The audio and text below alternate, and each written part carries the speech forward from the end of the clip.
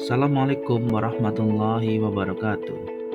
Salam bahagia, salam sehat untuk semua bapak dan ibuku.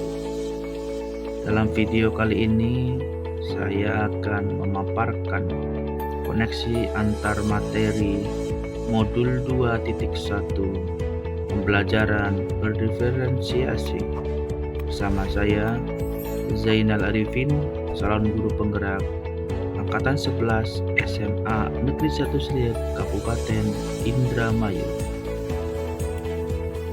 Ini adalah yang selalu membersamai saya, pengajar praktek Pak Kartono dan fasilitator Ibu Irma Yunia. Tahap awal, apa itu pembelajaran berdiferensiasi? Pembelajaran berdiferensiasi adalah pendekatan pengajaran yang menyesuaikan materi, metode, dan hasil belajar sesuai dengan kebutuhan, minat, dan kemampuan individu murid. Guru merancang aktivitas yang beragam agar setiap murid dapat belajar secara optimal dengan memberikan fleksibilitas dalam cara belajar dan menunjukkan pemahaman. Tujuannya adalah untuk memastikan semua murid mendapatkan kesempatan yang adil untuk berkembang meskipun memiliki perbedaan dalam cara dan kecepatan belajar. Bagaimana pembelajaran berdiferensiasi dapat dilakukan di kelas? Agar dapat pembelajaran berdiferensiasi ini berjalan, guru harus 1. Memahami tujuan, 2. Mengetahui dan merespon kebutuhan belajar murid, 3. Menciptakan lingkungan belajar yang mengundang murid untuk belajar, 4. Melakukan manajemen kelas yang efektif, 5. Melakukan penilaian berkelanjutan. Berkaitan dengan kebutuhan belajar murid, guru harus memahami 3 aspek berikut ini. Yang pertama, kesiapan belajar murid. Yang kedua, minat murid. Yang ketiga, profil belajar murid. Yang pertama, kesiapan belajar murid.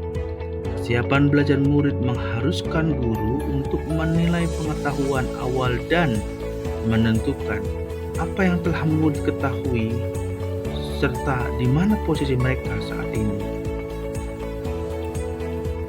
Kemudian yang kedua, minat. Minat murid ini beda-beda. Artinya minat setiap anak tentu berbeda-beda. Minat merupakan salah satu faktor pendorong penting yang membuat murid lebih aktif dalam proses pembelajaran. Dan terakhir, profil belajar murid. Profil belajar murid berkaitan dengan 4. Yang pertama, lingkungan, kedua, budaya, ketiga, gaya belajar, keempat, kecerdasan majemuk yang dimiliki oleh masing-masing murid. Kebutuhan belajar murid dapat diidentifikasi berdasarkan cara-cara berikut ini. Pertama, mengamati perilaku murid. Yang kedua, mengidentifikasi pengetahuan awal. Yang ketiga, mereview dan melakukan refleksi terhadap praktik pengajaran.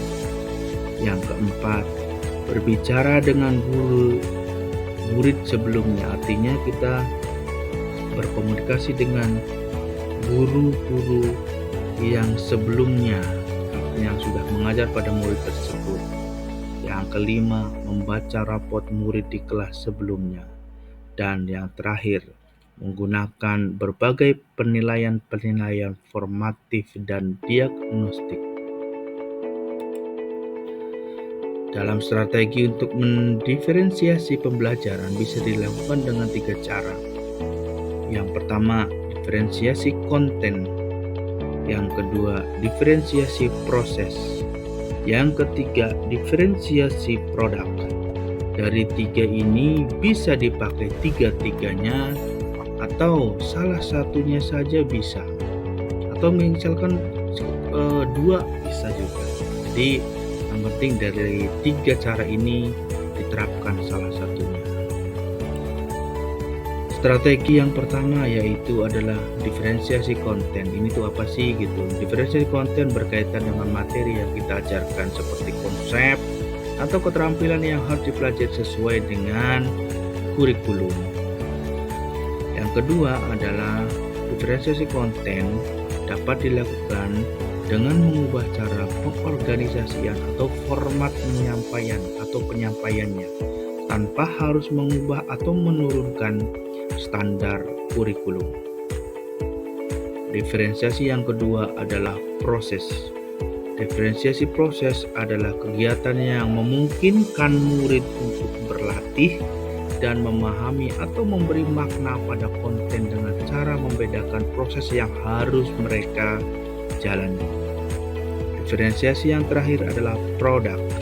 Diferensiasi produk adalah bukti yang menunjukkan pemahaman murid dengan cara membedakan atau memodifikasi produk sebagai hasil belajar melalui latihan, penerapan, dan pengembangan dari apa yang telah dipelajari.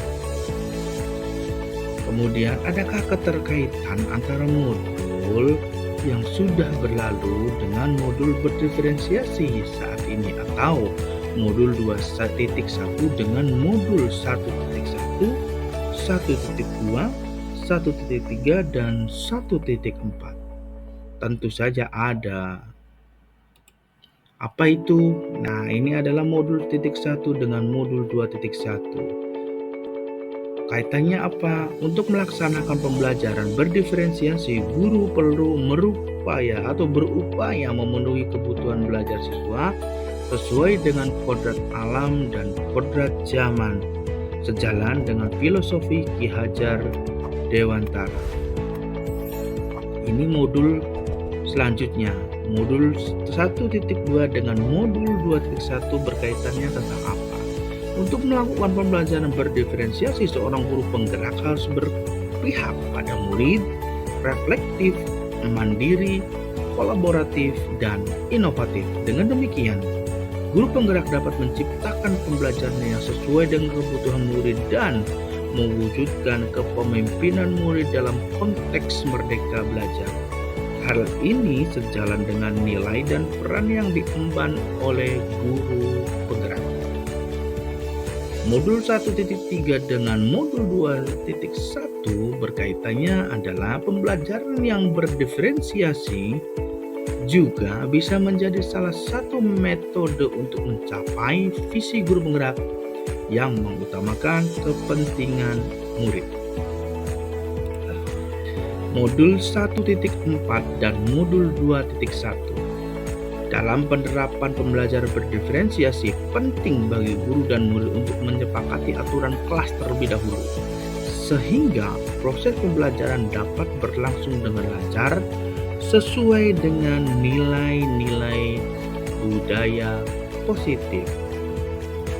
Baik Bapak dan Ibu, terima kasih. Itu yang bisa saya sampaikan. Sekian, Assalamualaikum warahmatullahi wabarakatuh.